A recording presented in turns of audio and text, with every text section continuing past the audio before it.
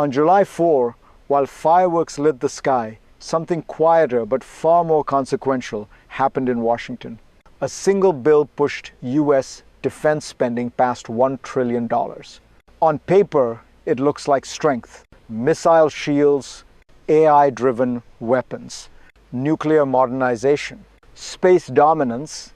President Trump calls it big. Supporters call it historic. But I want to ask a harder question, one that rarely fits into headlines. Is this the foundation of a new American military era, or just a very expensive moment? Because buried beneath the numbers is a structural gamble. This money doesn't live where power usually lives. It sits outside the base defense budget. Temporary, exceptional, political. And history tells us something uncomfortable. Nations don't decline because they spend too little. They decline because they spend unsustainably. If you care about where American power is really heading, stay with me. This story is not about weapons. It's about systems.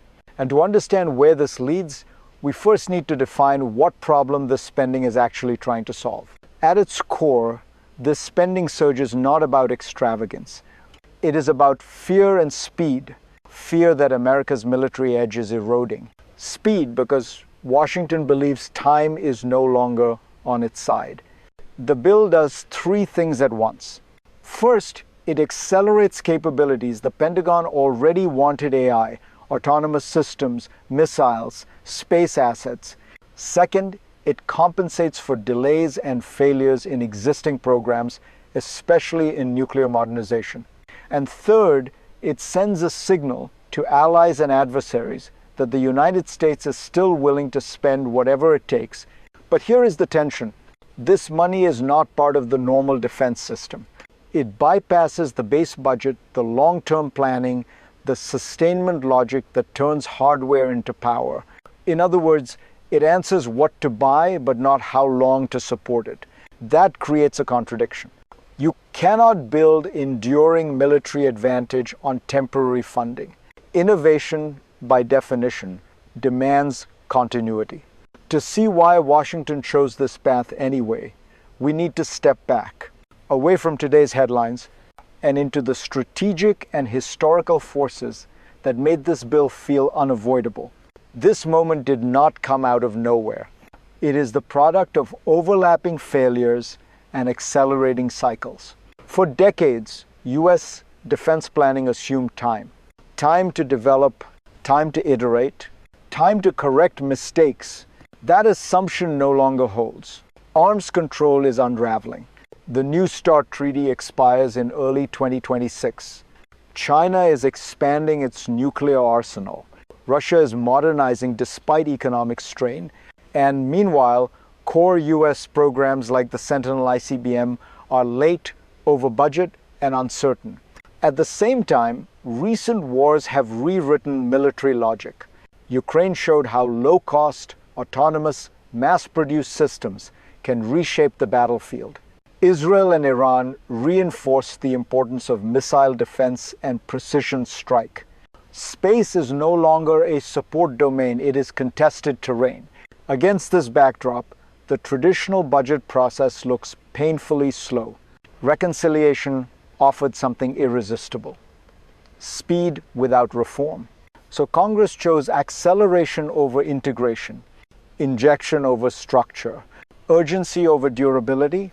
That choice explains the scale of this bill, but it also sets up its central risk. Because once you move this fast, you inherit consequences just as quickly. And the first cracks appear when we look at where the money actually goes. The first stress test comes immediately: execution. More than half of this funding floods into shipbuilding, munitions, and air and missile defense. On paper, that sounds decisive. In reality, it exposes a fragile system. Shipyards are already stretched. Munitions lines are running hot. Supply chains depend on components that take years, not months, to scale. Money can buy orders. It cannot instantly buy capacity. This is where the crisis begins. When funding surges faster than industry can absorb it, delays follow. Costs rise, priorities collide. The Pentagon now faces a paradox. Spend fast enough to justify the bill, but carefully enough to avoid waste. And because these funds sit outside the base budget, there is pressure to use them quickly, not necessarily wisely. That is how short-term acquisition crowds out long-term capability. If this pattern feels familiar, it should. America has seen it before during wartime spikes that faded once urgency passed. This doesn't mean the investment is wrong. It means the clock is already ticking. If you find this analysis useful, take a moment to reflect on how often power depends not on ambition, but on follow-through. Because beneath this first mini-crisis lies something deeper, a hidden mechanism shaping every dollar spent next. The hidden mechanism is not technological. It is institutional. This bill changes where decisions are made. By funding defense priorities outside the base budget, Congress weakens the feedback loop that usually disciplines the Pentagon. There is less scrutiny over sustainment, less pressure to prove long-term value, fewer incentives to align programs across services. Innovation thrives on speed, but capability depends on integration. AI systems need data pipelines. Autonomous platforms need doctrine. Missiles need maintenance, training, and replenishment plans. None of that is glamorous. None of it fits neatly into a one-off spending surge. So the system optimizes for what can be bought quickly. Hardware over habit. Procurement over persistence. This is how advanced capabilities risk becoming orphan technologies, fielded, demonstrated, and then quietly sidelined. The irony is striking. The bill is meant to future-proof U.S. power, yet by bypassing the structures that sustain power, it may undermine its own ambitions. And this dynamic becomes even more dangerous when innovation meets urgency, because the second crisis arrives not from scarcity, but from acceleration itself. The second crisis is speed without absorption. Tens of billions now rush into AI, autonomy, precise mass systems, space platforms, and low-cost missiles. This is the Pentagon trying to learn in real time under pressure. Ukraine proved that cheap, autonomous systems can overwhelm exquisite ones. So the United States moves fast. Loitering munitions, autonomous underwater vehicles, uncrewed surface ships operating in packs, cruise missiles designed to be affordable, not perfect. But here is the danger. When innovation outpaces institutions, friction follows.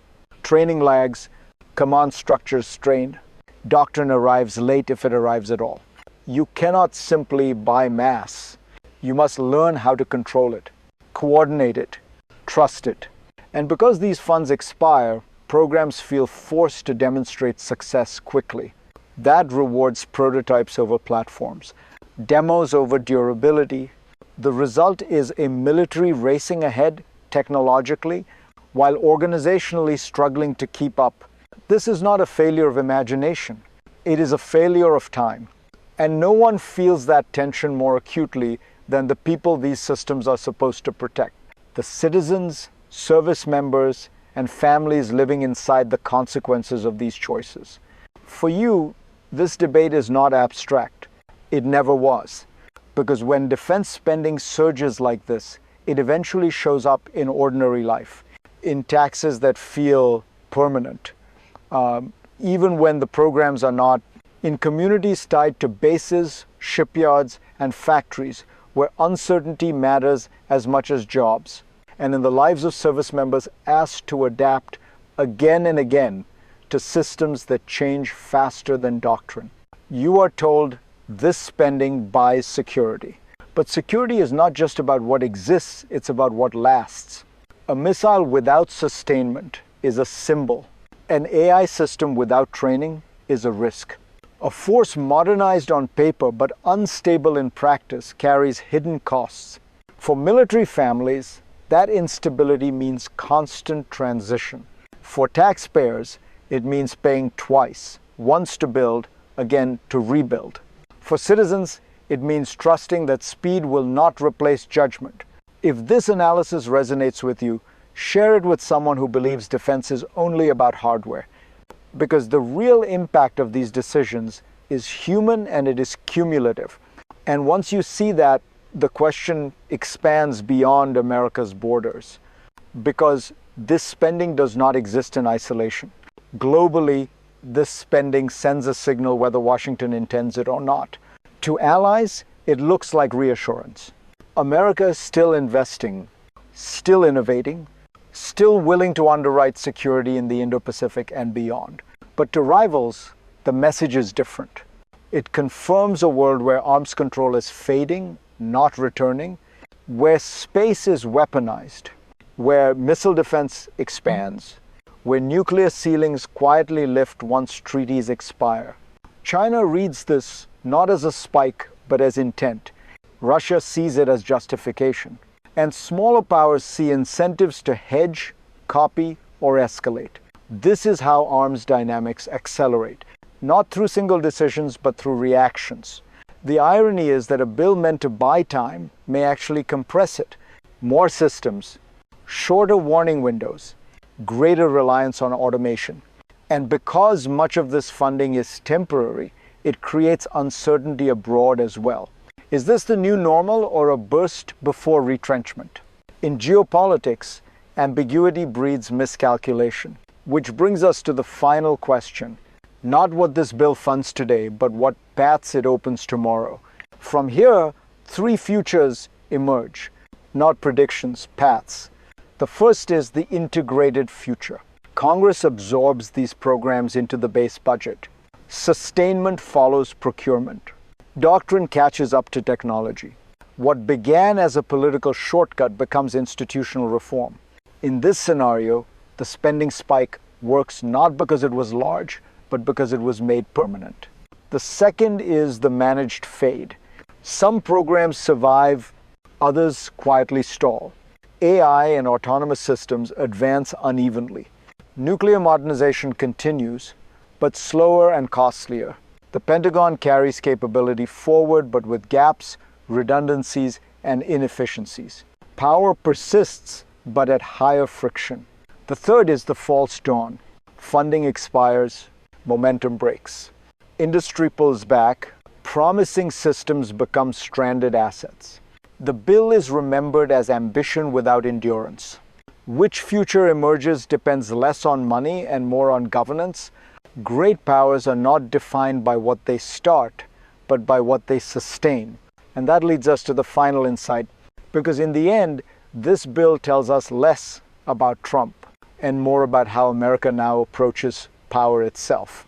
This bill feels like confidence, but structurally, it is a confession. It admits that the old system is too slow for a faster world. That reform is harder than injection. That urgency now outruns process.